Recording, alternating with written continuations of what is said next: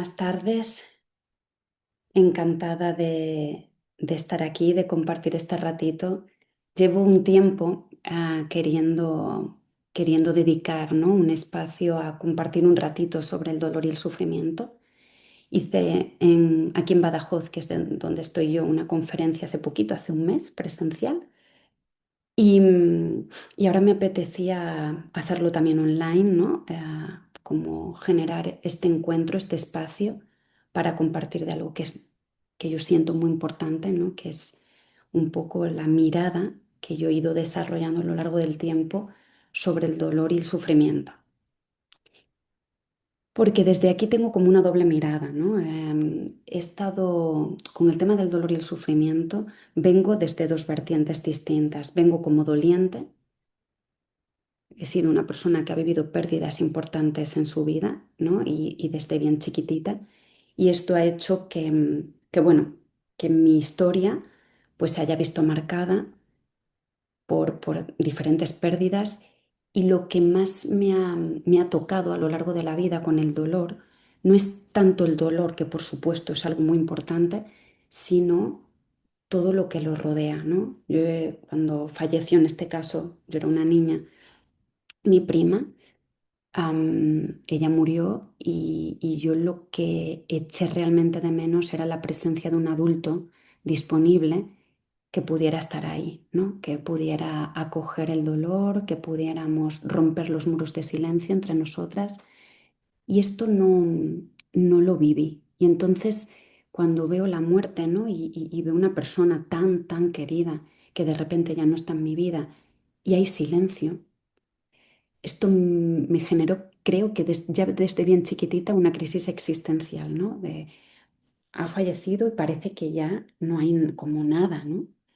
Y esta soledad que viví en mi dolor y que me hizo sufrir fue lo que me llevó a estudiar psicología, a estudiar todo el tema de vínculos, apegos y sobre todo el duelo, porque yo no entendía cómo podía haber esta carencia a nivel comunitario, a nivel familiar, a nivel social, donde entonces pasamos página rápido, pero pasamos página y todos vamos con una mochila, ¿no?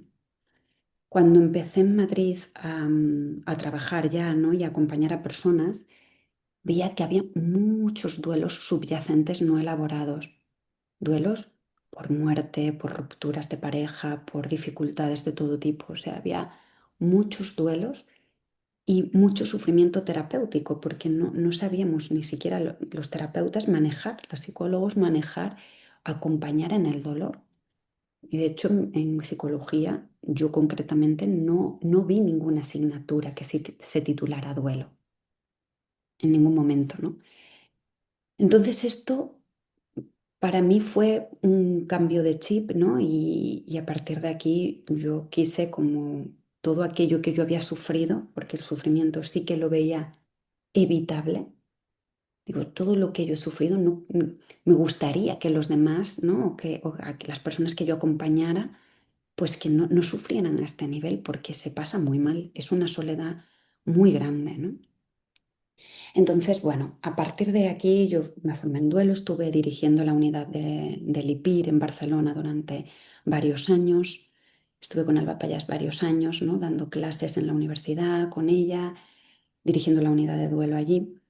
Luego, con el tiempo y con una serie de circunstancias, desarrollé mi propio proyecto formativo, también mi mirada, linkando el duelo con el apego, que para mí también era muy importante, ¿no? El poder unir el duelo y el apego, porque realmente la mayoría de personas, o por lo menos desde mis sensaciones, la mayoría de las personas que vienen a terapia en duelo, muchas veces son duelos complicados o son duelos con factor de riesgo, ¿no?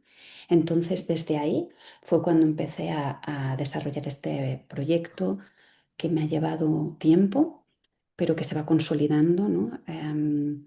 A raíz de muchas personas que acompaño y también de mis alumnas y alumnos que me van dando voz, ¿no? Y van dando vida a este proyecto. Entonces, desde ahí vengo como persona doliente, pero también como persona profesional, ¿no? Vengo desde esta doble mirada y hablo desde la humildad, que es compatible con el rigor, ¿no? Pero desde la humildad de singularizar los procesos de duelo. Y ahora ya os voy compartiendo un poco lo que he preparado para este ratito y lo vamos viendo juntas. Comparto pantalla. Aquí. Vale. Entonces, para mí lo más importante de todo, o la idea central, es acompañar a la persona en duelo. No el duelo como experiencia y a la persona dejarla a un lado. No hacer del duelo una experiencia genérica. Para mí el reto, que es un poco lo que quiero ir compartiendo, ¿no?, con vosotras, es acompañar a la persona. Porque cada persona, aunque estén viviendo dos o tres personas un duelo, cada persona lo encarna de forma diferente por muchas circunstancias. Y aquí hay una dificultad en la mirada, ¿no? Yo siempre empiezo en todas las formaciones, en todas las conferencias que hago, ¿qué es el duelo? Esta es la pregunta base, ¿no? ¿Qué es el duelo? Y yo, para contestar a esta pregunta, trato de bajar a tierra. ¿Por qué trato de bajar a tierra? Porque el duelo, así en esta pregunta, parece un concepto muy abstracto, ¿no? Me voy a la idea, a la definición, al concepto, me vengo como muy arriba. Y el duelo es muy de abajo, ¿no? Es muy de experimentar, de vivenciar, de transitar. Es muy de dentro, no es un concepto como tal, es una experiencia, ¿no? Y la experiencia es la que lleva al concepto, pero no al revés. Es una experiencia. Entonces, primero, para poder vivirlo más desde abajo, desde la experiencia, y hacerlo más terrenal, siempre lo linko con nuestra naturaleza humana, ¿no? Con lo que es verdad. ¿Y qué es verdad en el ser humano? Nuestra verdad, o la verdad del ser humano, es que estamos especialmente dotados para amar y para ser amados. Y esta es la verdad de nuestra especie. Como decía el maestro Félix López, profesor de psicología de la Universidad de Salamanca, ¿no? Estamos dotados para amar y para ser amados. Forma parte de nuestra naturaleza. Esto es inherente a cómo somos como especie. Como especie, por nuestra propia naturaleza, estamos orientadas y orientados al afecto, al vínculo, a la relación, a la conexión. Esto no es algo que aprendemos, esto nos viene dado de forma natural. Yo sé que estas cosas las sabemos, pero a veces cuesta linkarlo porque luego se habla del duelo como algo natural, pero después no se acompaña de forma natural, ¿no?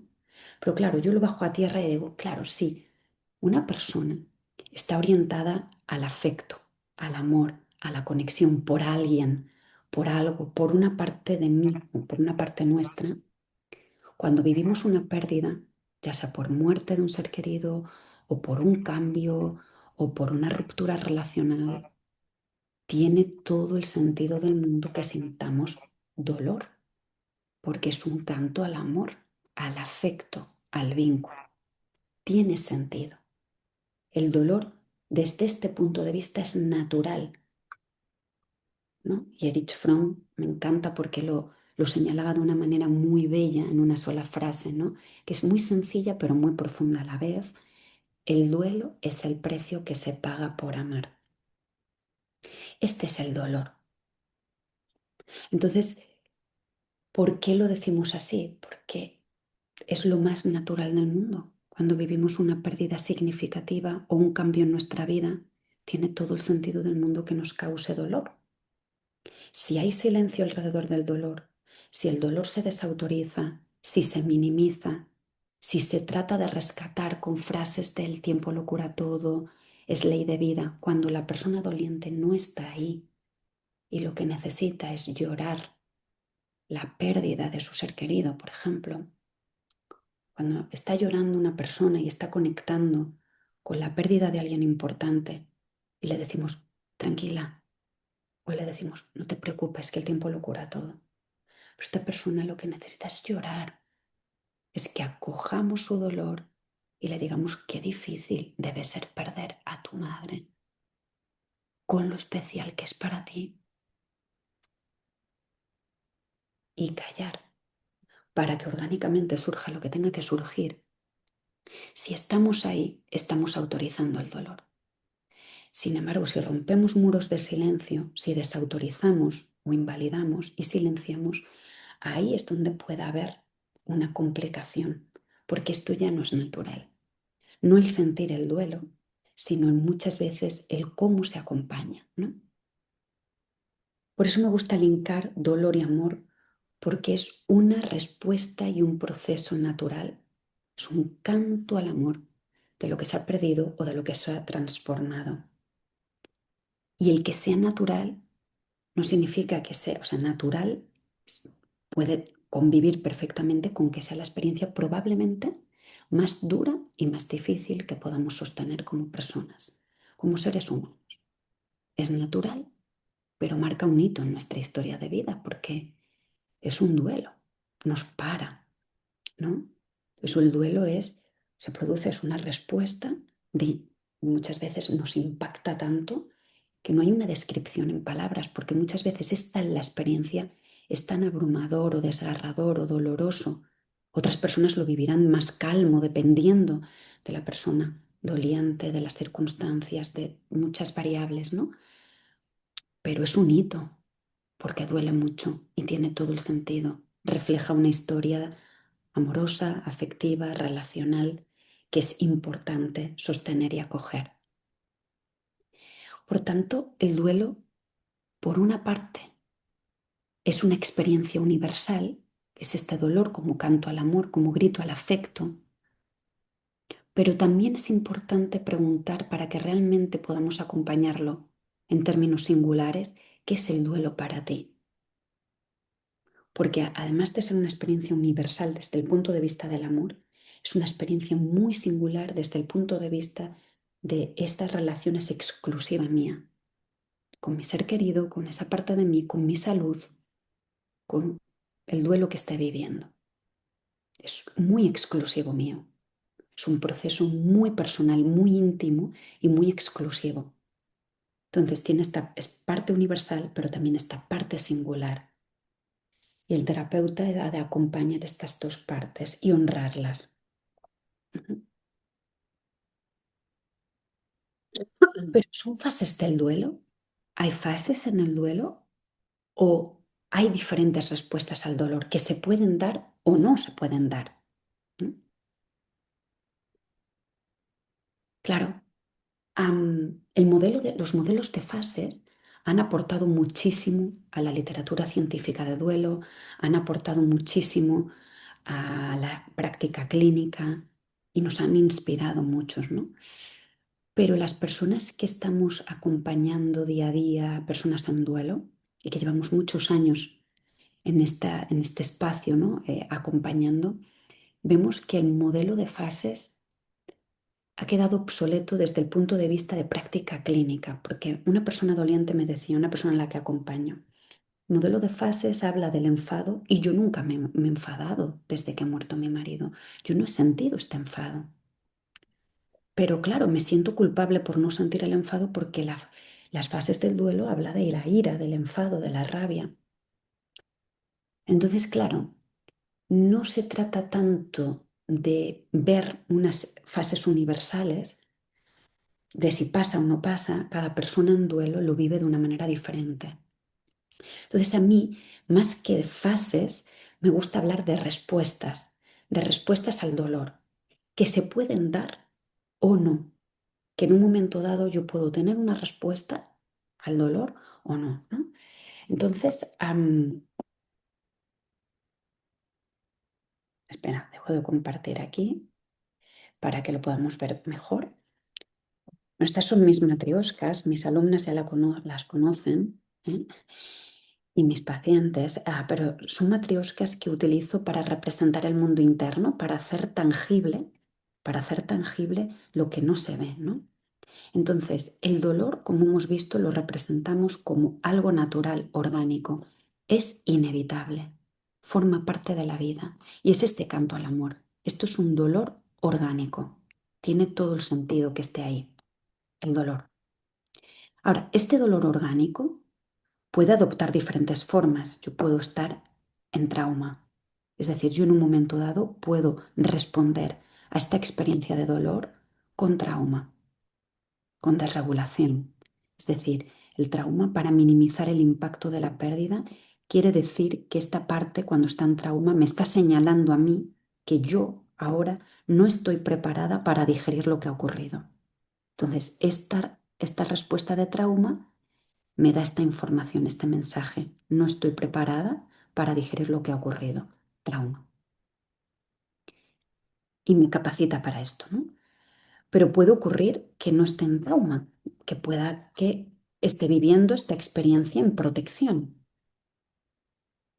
Estoy en protección. Tampoco, como en trauma, no estoy preparada para digerir lo que ha ocurrido. Lo que pasa que en trauma lo hago desde la desregulación o desde la disociación, mientras que en protección necesito apartarme del dolor y a veces lo hago de forma consciente.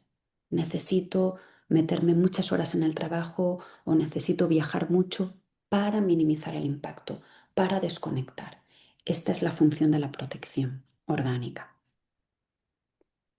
Y esto puedo hacerlo pues con comportamientos, con aumentar mis horas, con un tema emocional, estar enfadada durante mucho tiempo sin estar el enfado a lo mejor tan ajustado a la realidad, pero estar enfadada me es más sencillo que estar triste, me es más fácil porque es una emoción que me tira hacia afuera y no tanto hacia adentro, ¿no? Entonces son respuestas del dolor que están y cada una se acompaña de forma diferente. O puede que esté en conexión, que en conexión quiere decir que hay una parte de mí que está conectada al dolor. Es decir, esta parte me está diciendo que yo ya estoy preparada para conectar con la emoción, con la realidad de la pérdida, de la ruptura, de lo que esté viviendo. Estoy preparada para conectar con esto. Entonces lloro y es el momento quizá más duro, más difícil a nivel subjetivo, porque siento que es durísimo lo que me está pasando. En protección quizá no, porque estoy desconectada. Y en trauma estoy más desde la desregulación. Estoy pasando mal, pero desde otro lugar. En conexión me estoy dando cuenta, estoy tomando conciencia de que lo que ha ocurrido es real y mi capacidad para tolerarlo es más alta. Por eso muchas veces hay personas en duelo que dicen, pues si estoy peor ahora que hace un año. ¿Cómo puede ser esto? Estoy retrocediendo. Y no es que esté retrocediendo, es que a lo mejor ha estado en protección o en trauma y ahora estoy en conexión. Fisiológicamente estoy más preparada para sostener, estoy más preparada fisiológicamente, pero a nivel de sentir es más duro. Entonces, trauma o protección puede darse o no, conexión siempre se da a la hora de elaborar un duelo, porque es la antesala, la conexión es la antesala a la elaboración. Elaboro el dolor quiere decir que cuando estoy conectada con el dolor, ¿no? Y he cumplido la función de desahogo o de ventilación emocional, estoy cumpliendo esta función fisiológica. Elaborar quiere decir que estoy en un momento diferente a nivel terapéutico donde pongo atención a mis emociones difíciles, pongo atención, pongo toda mi conciencia allá y descifro, voy descifrando lo que dice mi corazón roto. A lo mejor me doy cuenta que echo muchísimo de menos a mi ser querido o me doy cuenta de que quizá no he estado tanto tiempo o en términos de calidad como yo hubiera querido. Me voy dando cuenta de cosas, voy expandiendo conciencia. El duelo se elabora cuando voy expandiendo mi nivel de conciencia, pero para ello he de conectar, porque es un mensaje que me da más el corazón, la parte del cuerpo, la emoción, no tanto la parte intelectual. Y esa elaboración, conforme yo voy elaborando y voy tomando conciencia, mi mente se va transformando, se van generando unas nuevas neuroredes que están allá y se genera una transformación interna real, ¿no? Fisiológicamente hay un cambio estructural en mi mente, se produce una transformación y el denominador común de las personas en duelo muchas veces se dan cuenta, como el dolor es un canto al amor, toman conciencia del amor a través del dolor.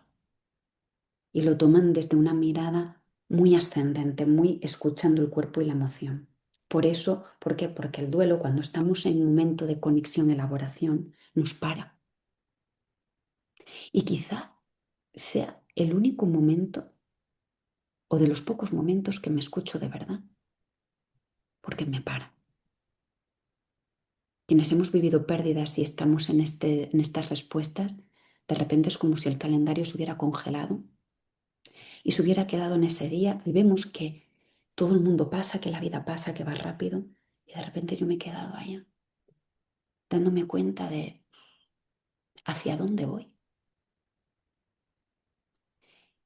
Y el corazón te dice hacia adentro, porque hay algo que has de descubrir. Y es entonces cuando descifro el mensaje y descubro, ¿no? Descubro qué es importante, qué es lo que me quiere transmitir mi duelo, mi dolor, mi experiencia. Entonces hay una elaboración, una transformación y se produce este cambio estructural. A grandes rasgos es esto, ¿no? Pero ¿por qué lo he querido mencionar aquí? Aquí hay muchísimos matices, pero tener una mención compartida. ¿Por qué he querido trasladar esto? Porque muchas veces una persona que está en duelo le damos los recursos que hemos aprendido, pero claro, está en trauma, está en protección, está en conexión, está en elaboración, está en transformación, porque dependiendo de la respuesta que esté, acompañaré de una manera u otra. O conviven, porque puedo convivir la protección, una parte mía está en protección, pero hay otra parte que está en trauma, o una parte que está en conexión, pero hay otra parte que empieza a elaborar. Y aprender a acompañar al sistema interno es aprender a singularizar a la persona, a honrar a la persona y honrar el sentido de su vida. Porque al final, el objetivo de la vida, ¿no? Y cuando vivimos estamos en paz porque integramos nuestra historia y no la tenemos como mochila, tenemos integrada. Y facilitar esta integración significa aprender a leer en clave clínica, ¿no? Aprender a leer a la persona a la que acompaña. Esta es una parte muy importante del dolor, ¿no? Este es el mapa, así a grandes rasgos, de un duelo orgánico, ¿no? Que es este canto al amor, este grito al amor tan importante. Y esto, bueno, pues es, cada respuesta tiene su acompañamiento específico. Pero ahora viene una reflexión que yo me pregunto y que os la comparto. ¿Por qué? Si el duelo es una respuesta y un proceso natural y humano, ¿por qué nos encontramos tanto sufrimiento cuando acompañamos a personas en duelo? ¿Por qué hay una alta tasa de duelo complicado en el mundo? ¿Por qué en los procesos terapéuticos lo que más nos encontramos o muchas veces nos encontramos es sufrimiento, no tanto dolor orgánico, que también lo hay, y también hay mapas con dolor orgánico, ¿eh? Pero otras muchas veces no hay tanto dolor orgánico, o sí, pero también conviviendo con muchas partes de sufrimiento. Y claro, estos duelos complicados es sufrimiento, no dolor orgánico, no este dolor como canto al amor, no esto que estamos viendo, no es esto, es otra parte, otro tema. Y muchas veces, en un porcentaje importante de casos que veo yo, que me dedico a acompañar y a supervisar a profesionales, veo muchas veces que hay depresión, ansiedad, angustia, trastornos de personalidad, ideación y consumación del suicidio, fracaso escolar en población infanto-juvenil, bullying, sufrimiento laboral, sufrimiento significativo al final de la vida, entre otros aspectos, ¿no? Y esto muchas veces, no siempre, pero muchas veces es por duelos no elaborados que subyacen o por heridas relacionales que están allá, ¿no? Entonces, aquí sí hay un sufrimiento. ¿Y por qué? Claro, porque al final, dejo aquí un poco la diapositiva, no nos han enseñado a vivir como realmente necesitamos. Nosotros estamos aquí como seres humanos, tenemos unas necesidades orgánicas, ¿no? Y la cultura que nos enseña a vivir, ¿no? Que nos promueve nuestro modo de vida, es muy asimétrica a nuestras necesidades reales. Hay una asimetría, una brecha muy grande, y es aquí donde está el sufrimiento, en esta asimetría clara, ¿no? Entonces, claro, no nos han enseñado, sabemos mucho conocimiento externo, Kaixo. bueno, sabemos conocimiento de pues, lengua, matemáticas, idiomas, historia, que es maravilloso, pero me sé la vida y obra de una figura de literatura del siglo XVIII y no me conozco a mí misma. Es una paradoja, pero no me conozco. No nos enseñan, no hay una, a nivel escolar, ¿no? Hay como una focalización en la atención externa y no en la atención interna. Entonces, ¿por qué cuento esto? Porque tiene mucho que ver, está muy relacionado, ¿no? Si yo no pongo atención a mí, si yo no pongo atención a lo que me pasa en la vida, a los movimientos de la vida, que los duelos, las personas dolientes somos todos, es una cosa de todos y de todas, que vivimos a lo largo de la vida, porque la vida se mueve, es dinámica, no es impermanente. Nos estamos moviendo en la vida y entonces cuando ocurre un movimiento y entro en dolor o entro en enfado o entro en miedo o entro en la emoción que sea, me sacan hacia afuera. Me distraen, me minimizan, me distraigo, aprendo una cosa, la otra. Pero todo el músculo, el potencial que yo tengo como ser humano, que es desarrollar, expandir mi músculo emocional de la tristeza, del enfado, del miedo, tener una ventana de tolerancia expandida para que la vida quepa. Lo que ocurre es que me distraigo y este músculo lo dejo totalmente aquí, chiquitito. No genero este potencial transformador. Entonces, ¿qué sucede?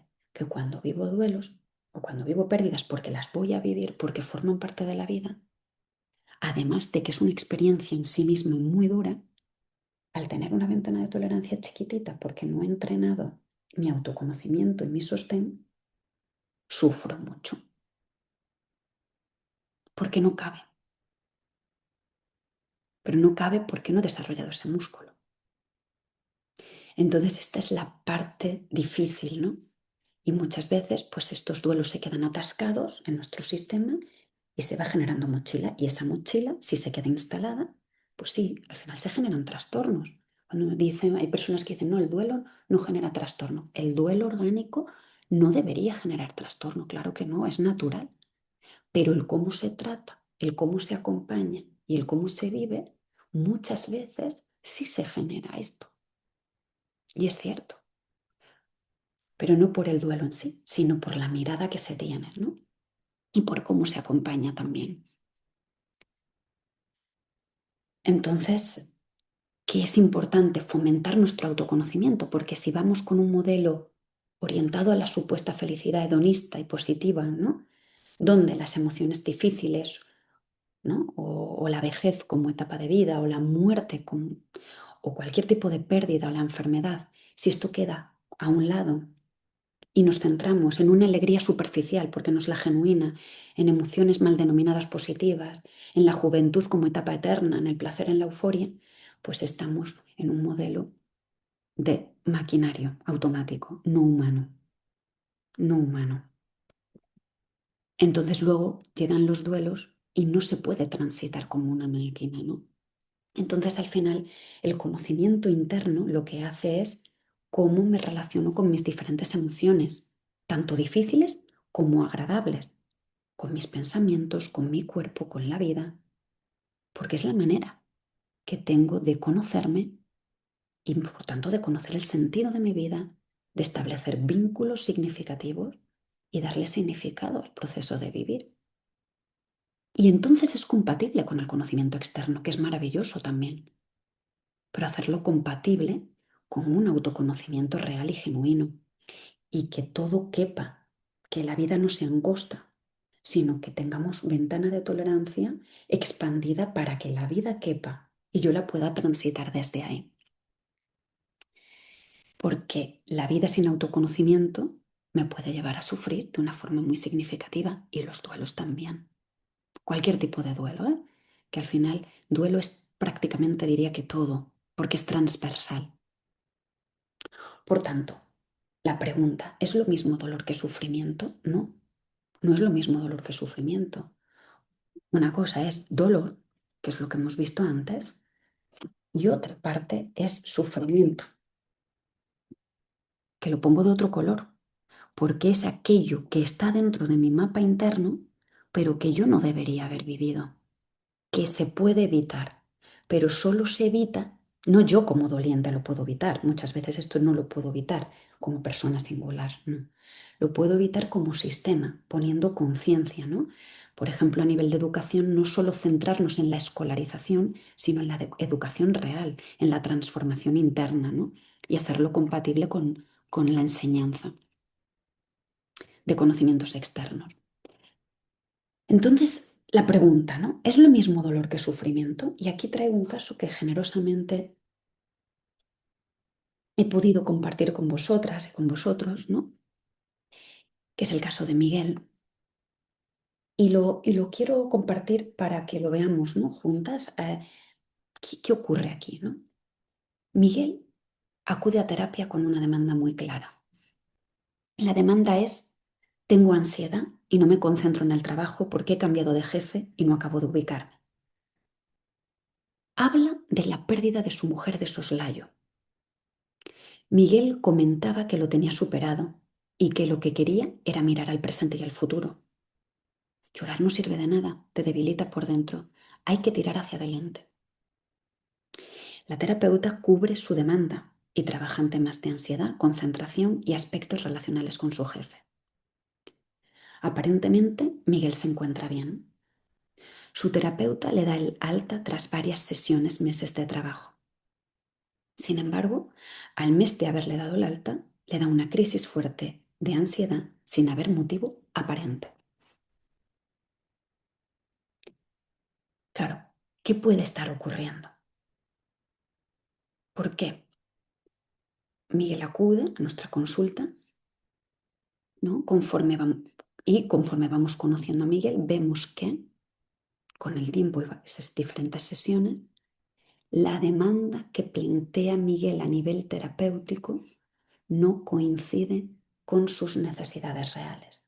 Yo demando, mi demanda es el trabajo, la ansiedad, ¿no? Que también muchas veces el mundo de la psicología tratamos muchas veces de preguntar cuál es tu motivo de consulta, en qué te puedo ayudar. Y muchas veces la persona no lo sabe. Somos nosotros quienes tenemos que traducir. Hay veces que la demanda coincide con su necesidad real, hay veces que no, pero es el reto del terapeuta traducir esto, ¿no? Y ver si esto realmente es o no es. Entonces, aquí, bueno, después de muchos años de investigación de campo, ¿no? En el ámbito del duelo, he ido definiendo 4 estaciones terapéuticas, ¿no? Que es conocer y reconocer a la persona en duelo, estación uno, conocer y reconocer las partes, o sea, dar seguridad a esta persona, a una persona doliente, dar seguridad a Miguel para que Miguel pueda sentirse seguro y desde esta seguridad pueda compartir su historia, su narrativa verbal y somatoemocional. En este compartir de narrativa vamos a conocer su mapa, que puede ser dolor orgánico, sufrimiento, qué tipo de sufrimiento, si el dolor orgánico es trauma, es protección, es conexión, si hay un sufrimiento de antiguo, arcaico, que condiciona el duelo. Todo esto que configura el mapa es conocer a la persona. No solamente es escucha activa, es una escucha profunda y de traducción para ubicar y validar clínicamente a la persona en duelo y crear un mapa único. Esta es la singularidad del duelo. Crear un mapa único, como caso único, porque cada persona en duelo, por definición, es única. ¿no? Entonces, en la estación 1, la terapeuta ha de saber ofrecer la seguridad relacional suficiente que dependerá de cada persona en duelo para que la persona sienta seguridad, tenga la experiencia sentida de aquí me siento segura, me siento seguro y puedo compartir, tanto a nivel implícito como a nivel explícito. Y nosotros cogemos todo, es todo este registro.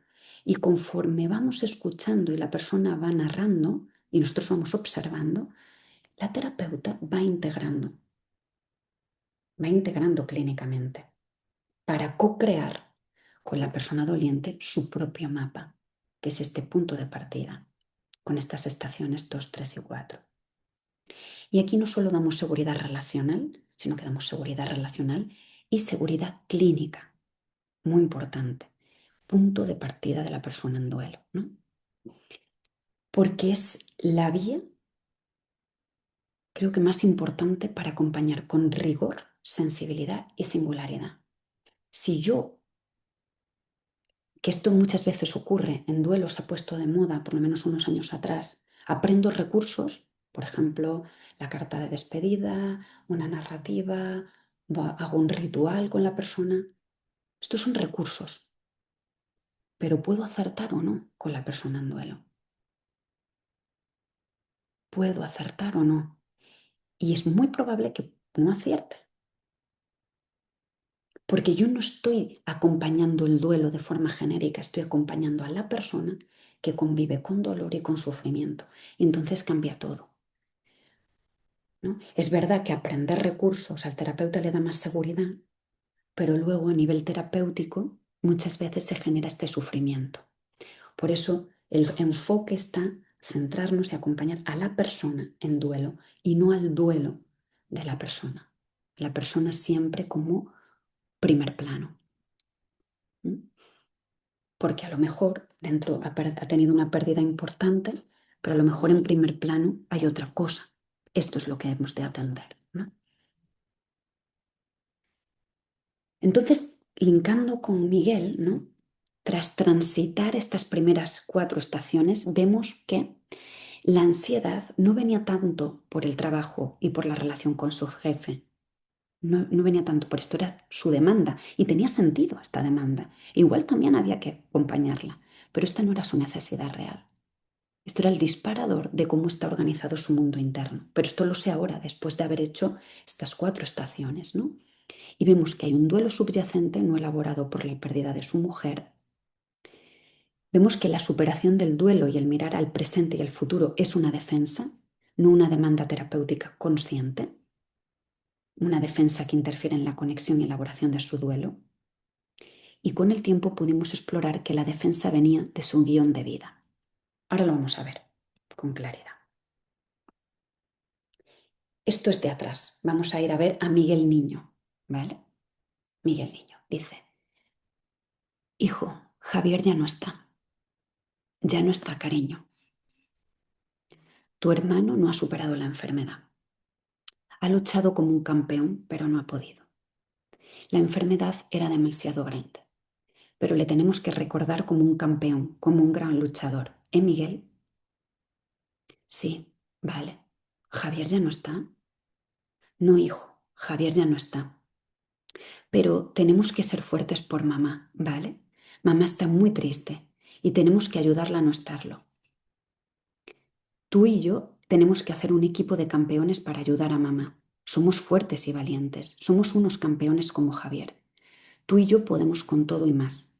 Cuando mamá esté triste, tenemos que distraerle, intentar que sonría. Y no nos puede ver con la cabeza baja, ¿vale? Tenemos que ir con la cabeza bien alta, como somos los Ramírez, ¿vale? Que se nota. Vale, papá. Eres un campeón, Miguel. Eres un verdadero campeón. Estoy muy orgulloso de ti. ¿Qué está pasando aquí? Esto es antiguo, pero si vemos a Miguel en el presente, lo que ha ocurrido, ¿no? Es que este es Miguel en el presente, Miguel de chiquitito, y este es, vamos a poner que este es su padre. Su padre no se estaba relacionando desde un padre consciente, se estaba relacionando desde una parte de él, probablemente herida, no aprendida. Y esto que generaba, ha proyectado en Miguel una parte de sufrimiento. ¿Por qué papá, que no es papá, es esta parte de papá me quiere si yo no me emociono, si yo no estoy con la tristeza? Me quiere aquí, no me quiere aquí, en duelo, llorando, me quiere desde aquí. Entonces, ¿qué hace un niño? Como un niño lo que necesita es la aprobación, el reconocimiento y el amor de papá, se va a sobreadaptar a papá, se va a sobreadaptar. mm, Y en esta mm, sobreadaptación, ¿qué haré? Pues no conectar con mi dolor. Entonces estaré, pues eso, desconecto, aprendo este lenguaje emocional, este es mi guión de vida y aprendo desde ahí. Coste, que además de no elaborar el duelo de su hermano, la ventana de tolerancia es muy chiquitita, muy chiquitita. ¿Qué ocurre? Que llega la pérdida de su mujer en el presente.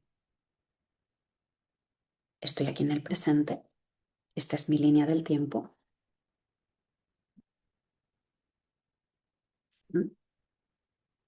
Esta es mi línea del tiempo. Y yo tengo este guión de vida.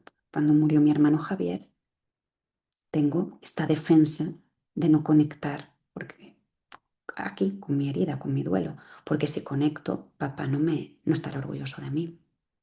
Entonces me sobreadapto. Pero esto es mi guión de vida, ha marcado toda mi vida.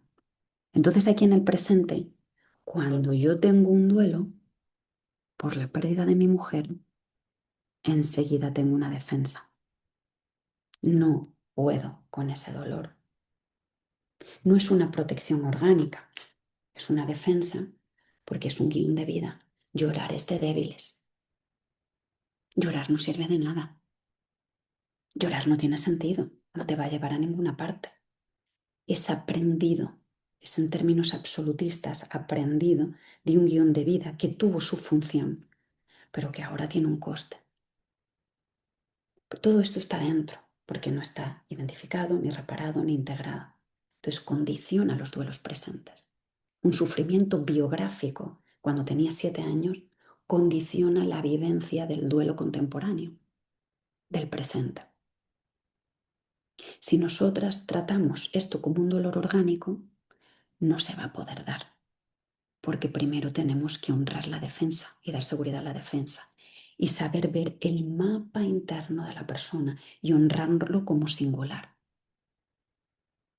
Por eso, cuando nos formamos en duelo, hemos de formarnos en la persona que encarna el dolor, porque la persona es su historia también de vida, es su momento presente, es el sistema, el contexto social, histórico, cultural en el que se desenvuelve, es su red de apoyo, es su relación con el ser querido, es muchas cosas.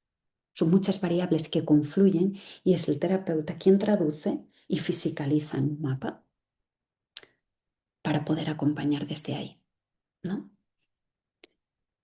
Entonces, claro, lo que la terapeuta anterior veía, ¿no? Equiparaba demanda con necesidad, vemos que no, ¿no? Y vemos que hay un sufrimiento terapéutico y por distorsión miedo a no encontrarse bien nunca, porque decía Miguel, yo ya he estado en terapia y no me ha servido, pero no es que no le haya servido, es que no se había visto bien el mapa. Hay sufrimiento terapéutico, hay sufrimiento biográfico, por lo que acabamos de ver, ¿no? De la relación con su padre, ¿no? Esencial en la infancia. Esto fue clave en la infancia para él, pero el coste es muy alto, ¿no? Como guión de vida. Y el dolor orgánico en Miguel está, pero no está en explícito. Quería muchísimo a Laura, su mujer, y le duele muchísimo su muerte. Necesita llorarle. Pero en este momento no hay neuroredes disponibles que permitan conectar con ese dolor orgánico y natural. Y ni siquiera hay neuroredes que le permitan decir que este dolor está en su interior. Ahora sigo aquí. Pero al final es esto, ¿no? Si este es Miguel, este es su dolor por la pérdida, por la muerte de Laura, ¿no? Pero aquí hay una defensa.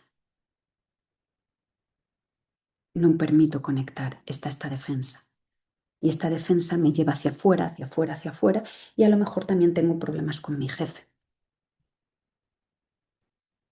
Puede ser, claro que sí, pero el origen viene de aquí. Cuando nosotros trabajamos desde el mapa y priorizamos qué es lo que toca intervenir, entonces podemos luego facilitar el duelo, la elaboración, cuando orgánicamente sea el momento adecuado para procesar. Y es ahí cuando ya entramos en las estaciones 5 y 6, ¿no? Para acompañar a Miguel en términos clínicos, para acompañarlo de forma adecuada, el terapeuta, después de conocer el mapa y su sistema interno, tiene capacidad de discernimiento, ¿no? Dice, vale, ¿y ahora qué?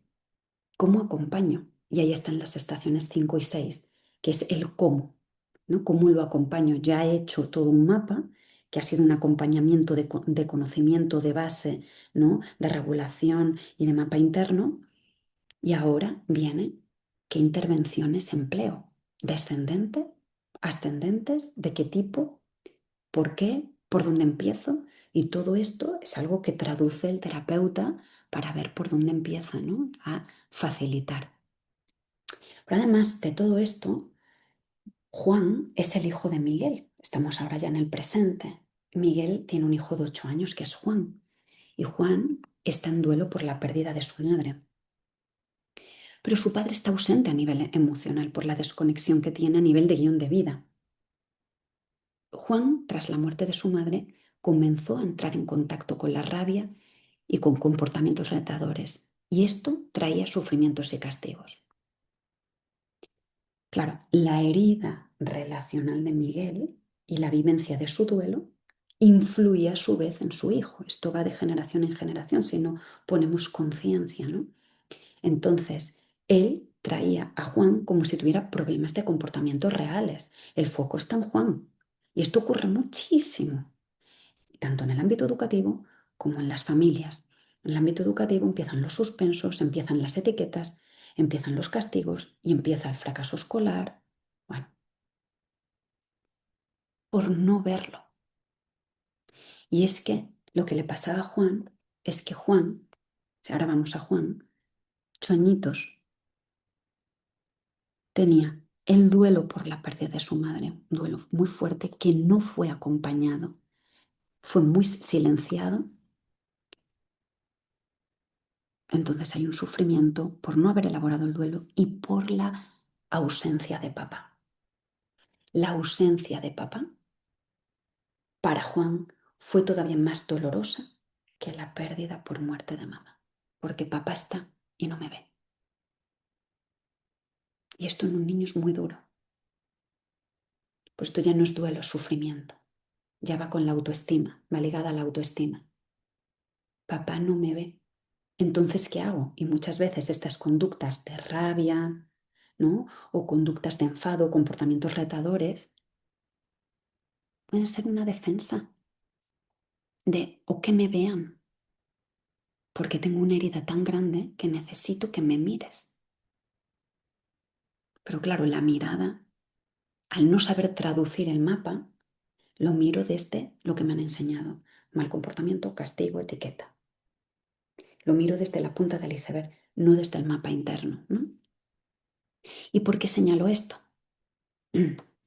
Señalo esto también porque muchas veces hay un alto duelo, hay un alto riesgo de duelo complicado en los niños y no estamos pudiendo proteger la infancia. No lo podemos proteger por esto, ¿no? Entonces aquí hay un acompañamiento sistémico a través del trabajo de partes que aunque no tengamos especialidad en niños, es esencial siempre que un terapeuta que acompaña a personas que sufren y que conviven con dolor, sea el tipo que sea, tengan una visión sistémica y conozca aspectos esenciales de infancia en momentos de vulnerabilidad, porque el duelo tiene un impacto familiar y comunitario muy, muy significativo. No solo impacta a nivel individual y acompañamos desde esta mirada. Esta es la estación 7 siempre, si hay menores. Es fundamental proteger la infancia, fundamental. Tanto el niño interior de Miguel, en este caso, como su hijo, Juan, ¿no? Y luego también vemos que muchas veces cuando estamos las terapeutas, ¿no? Las psicólogas o terapeutas o profesionales que nos dedicamos en el contexto que sea a acompañar a personas que están pasando por un momento difícil y muy delicado en su vida, podemos sentir también bloqueos, contratransferencias, dificultades emocionales o dificultad en la capacidad relacional o de análisis clínico. Podemos tener puntos ciegos y tiene todo el sentido del mundo que así sea porque tampoco se nos ha enseñado tanto a mirar a la persona que sufre desde esta singularidad, ¿no? Desde esta capacidad de discernimiento. Y esta es la estación 8, ¿no? El autocuidado co-consciente del terapeuta a través del lenguaje de partes. Entonces, Miguel, tras un importante trabajo terapéutico, pudo decir esto.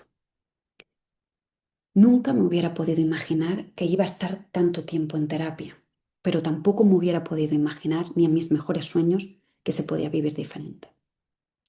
Ahora estoy muy conectado conmigo mismo, también con mi hijo Juan, que ha cambiado muchísimo también gracias a mi trabajo personal.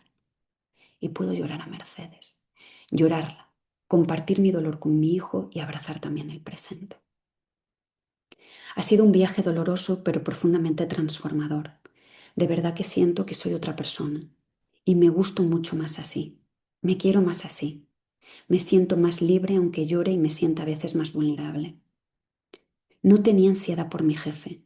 Tenía miedo a lo que sentía por dentro, sin ser consciente de ello para nada. Ahora vivo más vulnerable, pero, sin embargo, más empoderado, más fuerte, más libre. Sé que esto Vera os lo va a poner en una clase o en una conferencia. Me alegra mucho que haya contado conmigo para contaros un poco de puntillas, pero desde la verdad más sólida para mí. Quería daros las gracias por dedicaros a esta profesión y por hacernos tanto bien. Gracias de corazón.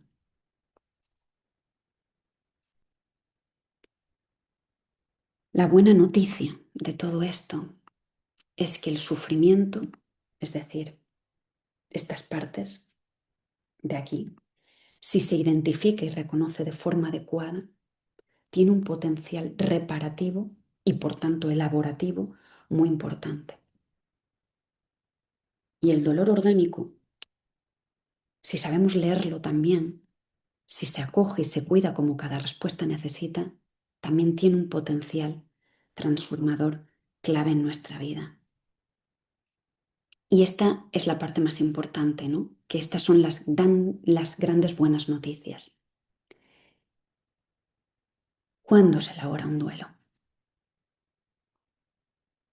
Yo siempre digo, el duelo dura toda la vida, desde el punto de vista que el vínculo se mantiene vivo siempre.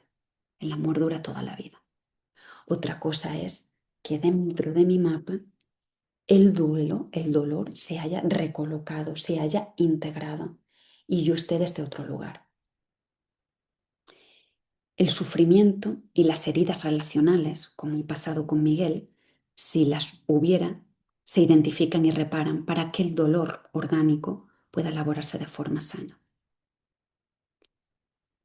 El amor por el ser querido nunca se olvida, se integra y lo llevamos siempre dentro. ¿Y puedo tener el duelo elaborado y emocionarme? Claro que sí. Recordar a mi ser querido y llorar, pero es un llanto que se emite desde otro lugar.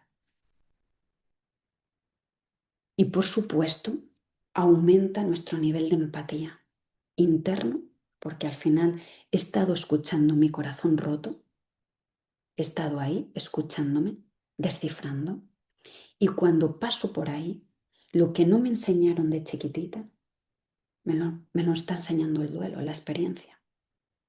Se ensancha, se expande, siempre y cuando quien me acompaña, si es que necesito acompañamiento, también sepa ver el mapa y sepa dónde, en qué tecla tocar para que esto pueda ocurrir.